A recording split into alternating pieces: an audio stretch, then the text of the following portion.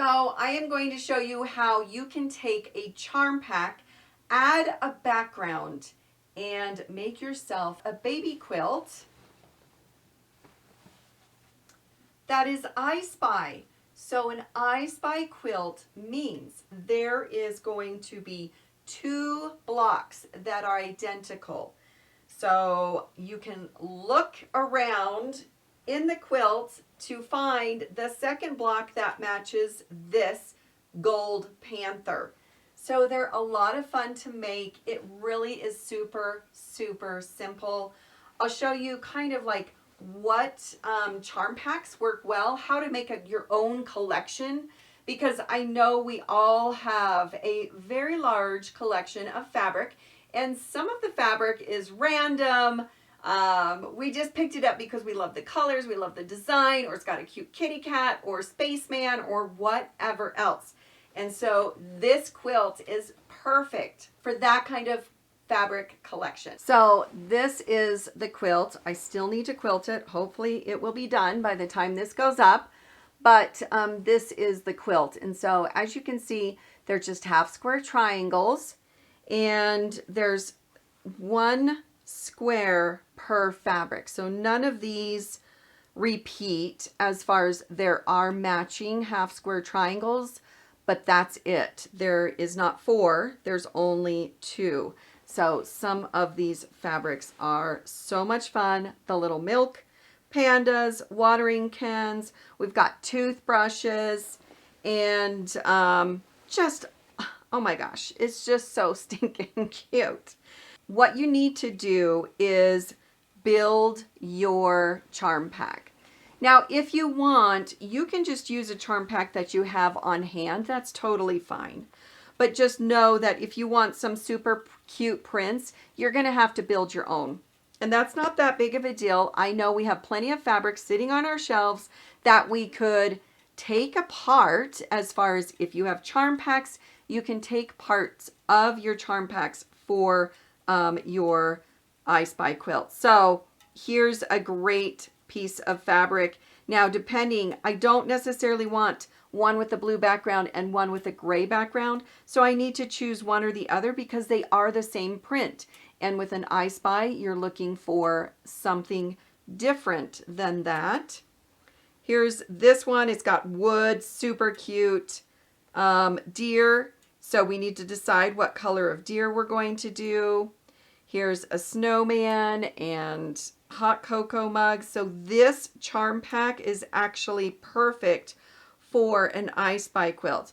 Words are great as well. So don't be frightened by words. They will end up on the diagonal because of how you're sewing this. But that works as well. For this quilt size, I had 50 squares.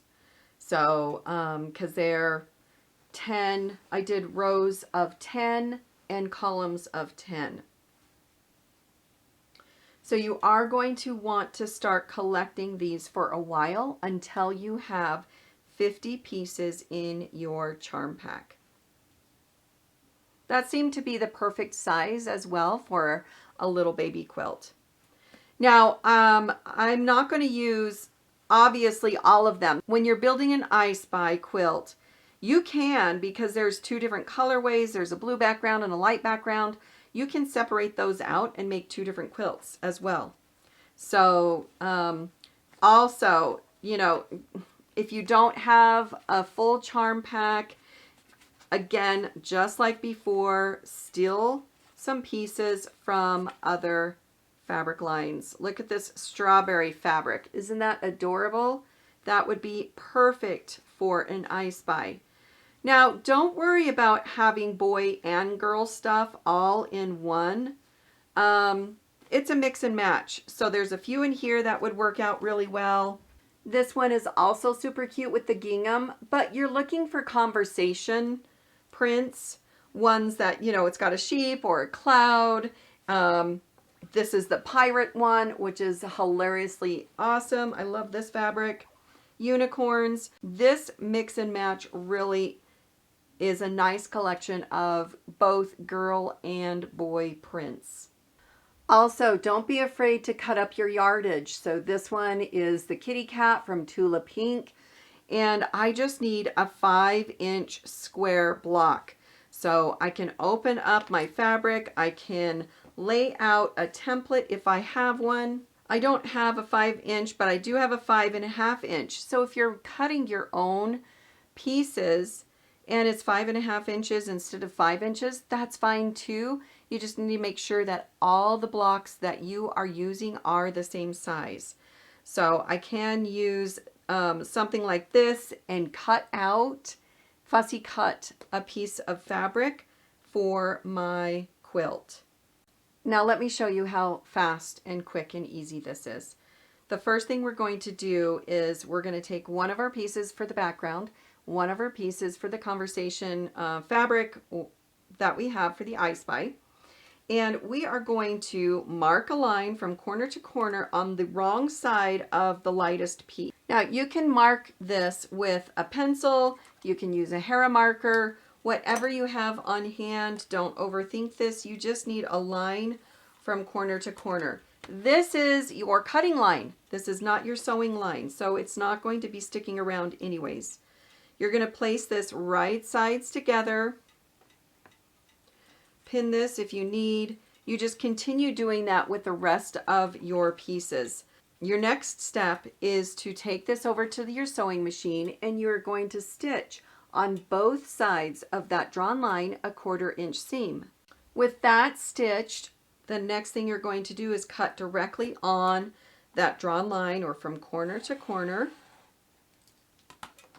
You're going to take this over to your iron and you're going to press this to the dark side. Once you have this pressed, you now have 2 half square triangles. You will want to double check your sizes and square these up. I believe these can be squared up to 4.5. If you find that that's a little tight for you, just as long as they are the same size, so all the blocks that you sew together are the same size squared up.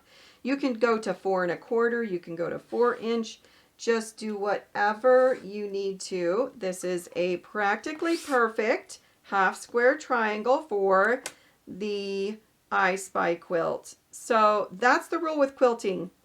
You can change the size, you just need to make sure that what you change it to is the size that all your blocks become. And because these are all half square triangles, that is an easy thing to adjust. So don't throw these away if they don't turn out to be the right size. If you need to square them all up just a little bit smaller, that is just fine. I also feel like when you're sewing those on both sides of the drawn line, do it a little bit of a scant 1/4 inch, and that will help as well. All right, now that I have these 2 done, you are going to repeat this process until you have all your half square triangles that you need done. The last thing you are going to do is take all of your squares and you're going to lay them out either on your design wall. I've got a link in the description for my design wall that I used for, I used sticky felt squares and stuck them to my wall, and I absolutely love it. But this is something that you're going to need to lay out so you don't have friends that are next to each other. This is okay.